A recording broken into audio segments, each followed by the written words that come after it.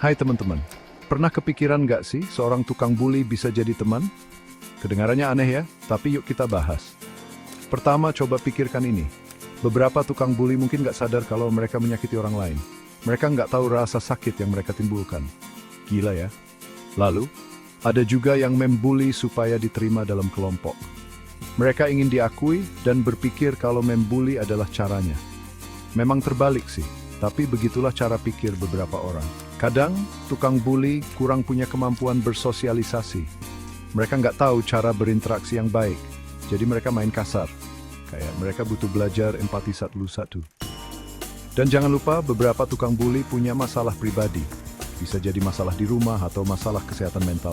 Mereka lagi berurusan dengan masalah mereka sendiri, dan itu berimbas jadi perilaku membuli. Tapi ini yang penting, membuli itu nggak pernah boleh. Dampaknya serius dan negatif buat korbannya. Jadi menangani bullying itu penting banget. Nah, gimana kalau kita coba balik keadaan? Ini beberapa strateginya. 1. Ngobrol. Ajak tukang bully ngobrol tentang tindakan mereka dan dampaknya. 2. Ajari cara bersosialisasi. Bantu mereka belajar empati dan komunikasi yang efektif. 1. Arahkan ke sumber bantuan. Arahkan mereka ke konseling atau terapi untuk mengatasi masalah pribadi. 4. Buat program anti-bullying. Program ini bisa meningkatkan kesadaran dan mengatasi bullying secara langsung. Oke, sekarang kita bahas tentang pertemanan yang sehat. Ini tandanya. 1. Saling menghormati. Kalian saling menghargai pendapat dan kebutuhan masing-masing. 2. Komunikasi yang efektif. Kalian bicara dengan jelas dan terbuka. 3. Tanpa kekerasan. Pertemanan yang sehat bebas dari kekerasan fisik dan verbal. Saling percaya. Kalian percaya satu sama lain dan kepercayaannya kuat.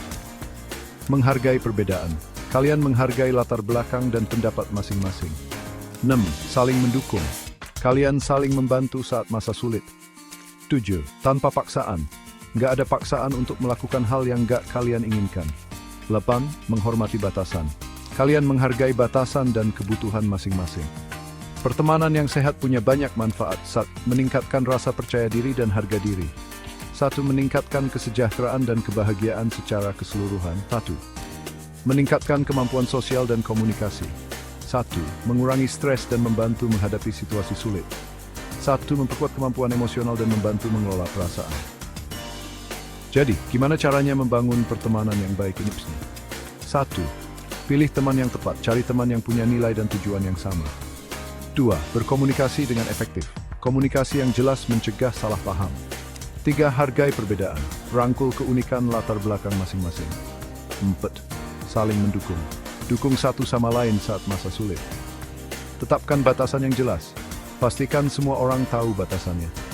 Ingat, pertemanan seharusnya membuat kalian lebih baik, bukan malah menjatuhkan. Terima kasih sudah menonton. Jangan lupa like, komen, dan subscribe untuk video lainnya. Sebagai manusia yang lebih baik atau manusia yang lebih keras lagi kekuatan kita, yaitu menyikapi bulian itu tidak dengan kekerasan juga, tapi dengan cara yang elegan. Contohnya membahas bulian itu tidak terlalu penting sebenarnya untuk dibahas, tapi ya kenapa bulian itu membuat kita seakan-akan kita itu buruk di mata mereka, bukan di mata kita. Kalau kita merasa lebih baik di mata kita, ya kenapa kita harus peduli? Kepedulian itu timbul karena kita merasa bahwa efek dari bulian itu seakan-akan kita itu mati gitu. Sedangkan dia tidak memberi kita makan, dia tidak memberi kita hidup, kita tidak meminta kepada dia. Terus apa yang kita takuti? Kita juga tidak bergantung hidup dengan mereka yang membuli. Ya justru dengan bulian mereka kita seakan-akan lebih buruk lagi, dan seakan-akan kita itu seperti orang yang terkurung dalam penjara, yang tidak tahu jalan keluarnya dan tak tahu arahnya kemana, akhirnya membuat kita menjadi frustasi di dalam kehidupan. Ya, di kehidupan kita terkadang mendapati masalah-masalah yang pelik dalam hidup. Ya, semua orang di dunia ini juga punya masalah gitu. Ya, mereka membuat itu sebagai hiburan dan kita membuat itu jadi masalah. Yang menjadi masalah adalah ketika kita tidak berkembang dengan kehidupan seperti itu. Jadi lebih baik sebagai seorang manusia kita menyikap itu ya biasa aja dan membiarkan itu terjadi. Karena kenapa? Ya udah, kalau dibully ya bully balik gitu. Apa salahnya dengan membuli balik? Karena dia yang memulai toh. Kalau kita diam, kalau kita hanya ya merenung, sedih, dan ujung-ujungnya di rumah frustasi, di kamar dan lain sebagainya, apa yang terjadi? Kalau ya memang kita tidak ada kekuatan untuk membelanya, ya sudah, kita menghindar dari ruang lingkup tersebut. Karena kenapa? Ya karena kalau kita berada di posisi tersebut dan kita ada di lingkungan itu terus-menerus, ya sudah, kita setiap hari kita dibully. Ya sebagai seorang manusia yang hidup, ya maklum aja orang-orang yang membuli. Ya